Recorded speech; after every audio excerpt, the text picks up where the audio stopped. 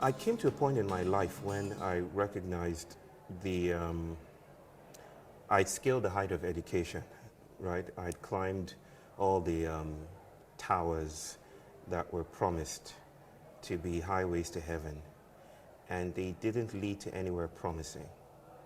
And it was from those heights I started to notice the losses I had experienced, but couldn't even name at that point. See, to be educated where I come from is to be educated out of context.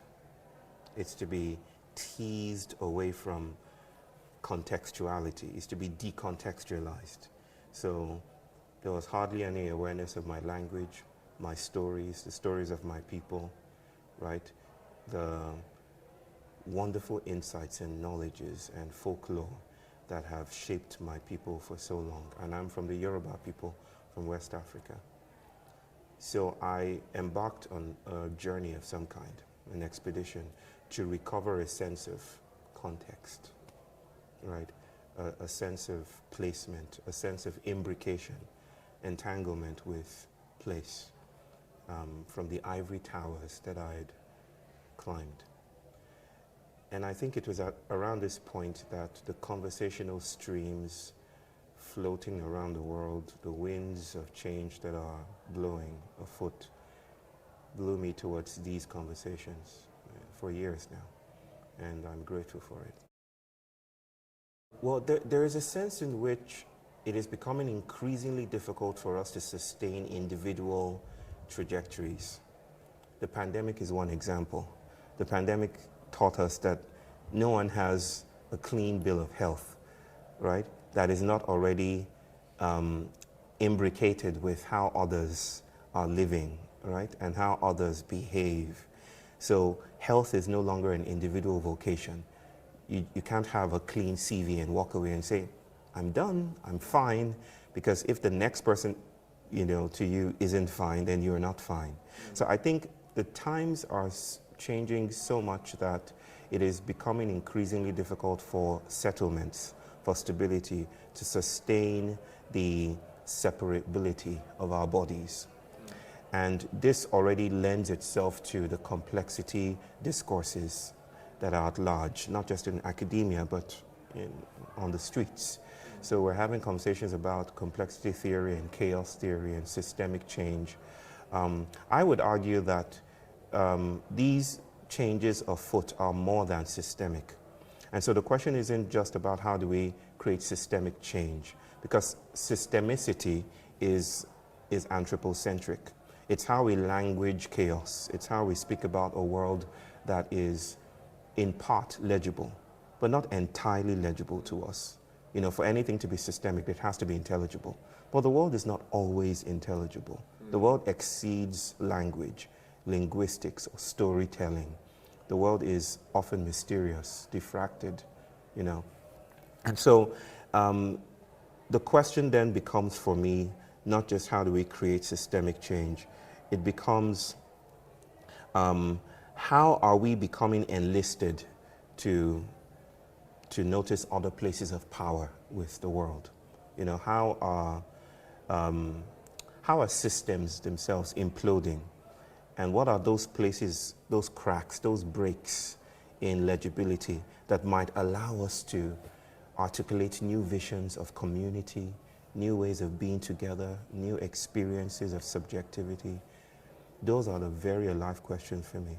It will take a keynote to address them. About 200 years ago, a monster woke up, according to present-day analysis. This monster is called Sagittarius A.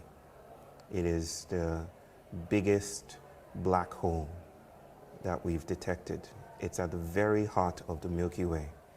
I think it's 4.1 million times denser than the sun. You can squeeze in 4.1 million suns in this black hole. And it was asleep for thousands, possibly millions of years. And then all of a sudden, a renegade cloud of dust, stared or danced past its nostrils, if you will, and made it sneeze. And it started to sing. It got up. And the sounds were picked up by NASA recently. The sounds wafting through space-time, just jazzing up everything, right? Literally bending space-time as it traveled. And they picked up those sounds recently.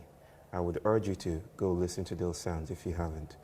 They are the strangest alien sounds you've ever heard after they were, computed and rendered intelligible to human hearing, right?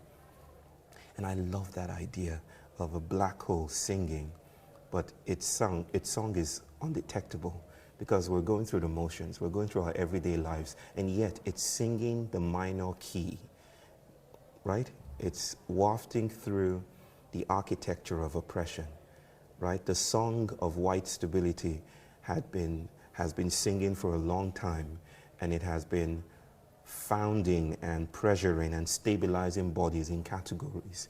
And then here's this alien extraterrestrial sound just wafting through space, upsetting the monotony of settlement. I think that is the most ravishing thing, that it spills beyond considerations of hope and hopelessness. It just feels liberating and emancipatory in ways that I don't know how to articulate and often refuse to, right? The binary doesn't cut it for me anymore. It's like those slaves in Brazil running through, the act of marronage, trying to escape the plantation. And then they would squeeze themselves through the crack of a huge rock, which is now a monument in Bahia, Salvador, in Brazil. It's called the Rock of Shango. They would squeeze through the crack of the rock. And upon getting out on the other side, you were free. And I contemplated that recently. About how they were escaping to freedom. And a brother of mine said it wasn't freedom they were escaping to.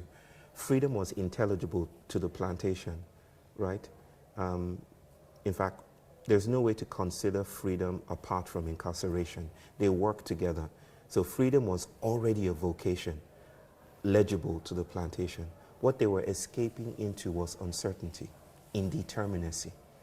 And there's nothing as hope-inducing as indeterminacy. The idea that the world is still yet to come, that colonization hasn't stabilized or frozen everything into stable categories, that the world is open and emergent and poetic and promiscuous. That is the most hopeful thing, ironically. The minor key is the disruption of stabilized continuity. The minor key is the tendency for bodies to dance in ways that are beyond surveillance, capitalist, neoliberal surveillance. The minor key is a black hole singing, disrupting the architecture of oppression. And I think in some way, the handles of civilization are coming apart. Right? This is what I think of as white stability. White stability being the cultural project that has tried to create isolated, dissociated selves as monuments to modernity for some time, right? That is being upended by this disruption, this mass disabling event, if you will, that's cracking and syncopating the world. And I think we are gathering in the cracks of some kind. In the cracks of those syncopating forces.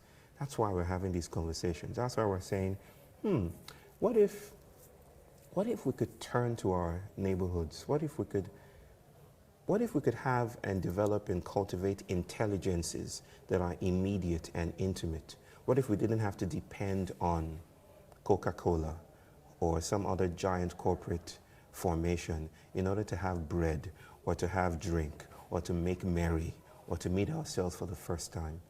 What if we didn't have to be so far away in order to be close to each other?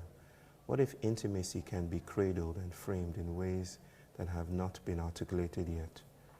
These are questions we don't have answers to. I don't think the vibe here is let's get to a solution and get with it.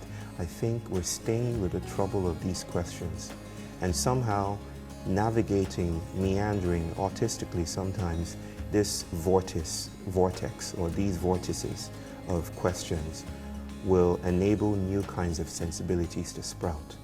And then we will suddenly realize